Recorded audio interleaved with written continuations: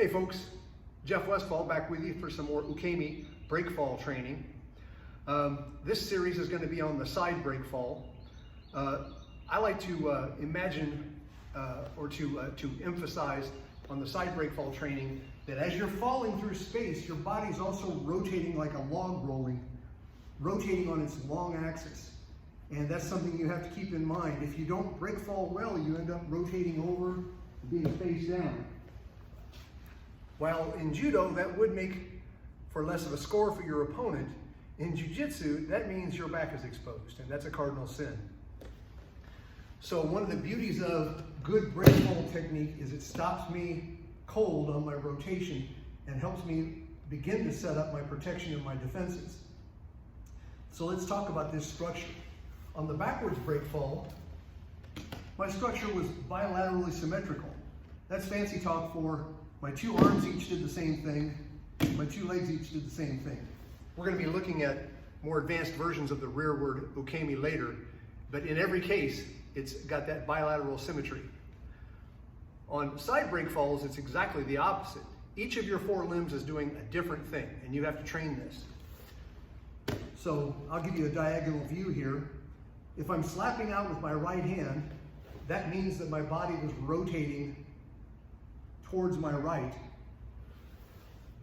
My right leg goes out. That helps break my fall and helps slow down the rotation. It sort of is a slap combined with the slap of my hand. And we'll get to coordinating the limbs later.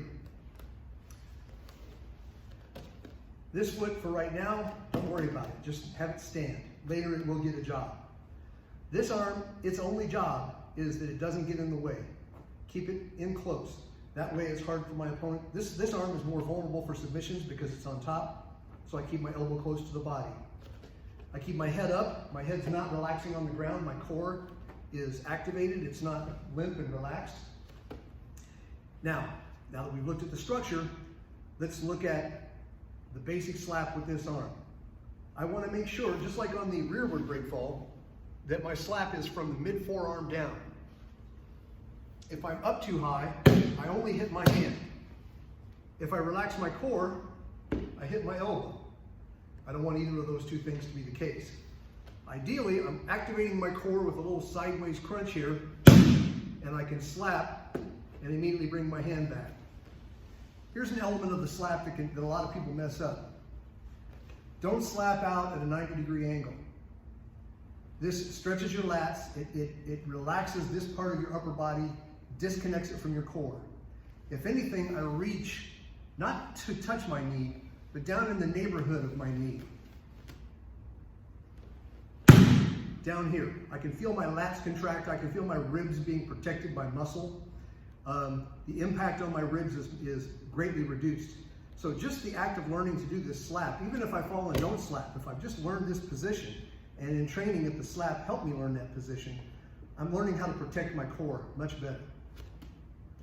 But if I am slapping, it comes from here. So our first drill is a triple slap and then a switch.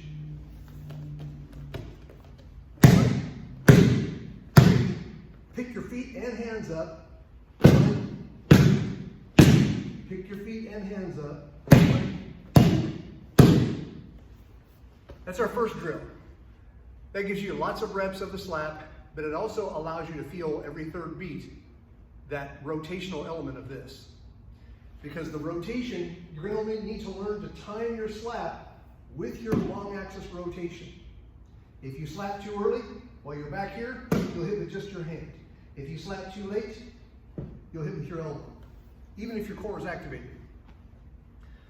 Now what we can do is take it from the triple, the free slaps to a single slap. You go one and one. For right now, my legs are just going along for the ride. We will add the legs in a minute. So going from there, our next job, and the last one we'll work on in today's lesson, is what I call the triple slap. And the triple slap is, I've got three limbs hitting the mat at the same time.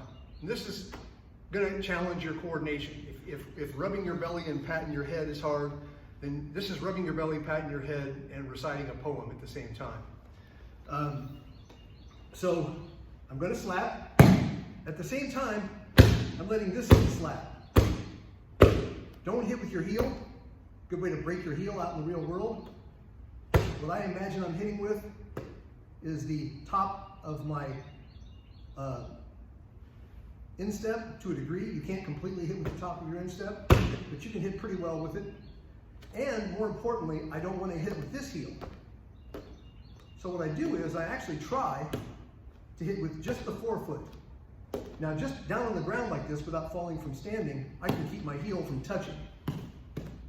But when I'm really thrown from standing, no matter how hard I try, eventually the forefoot hits, it absorbs a lot of shock, and then what's left goes down flat on my heel.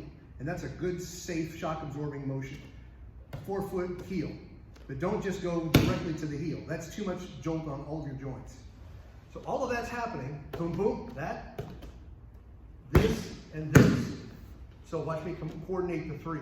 This arm just stays in tight, my head stays up.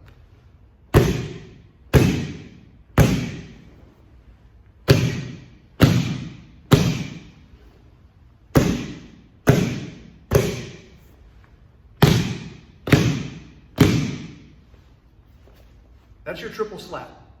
We'll add more details in a future lesson. Take care, stay safe. I'll see you later.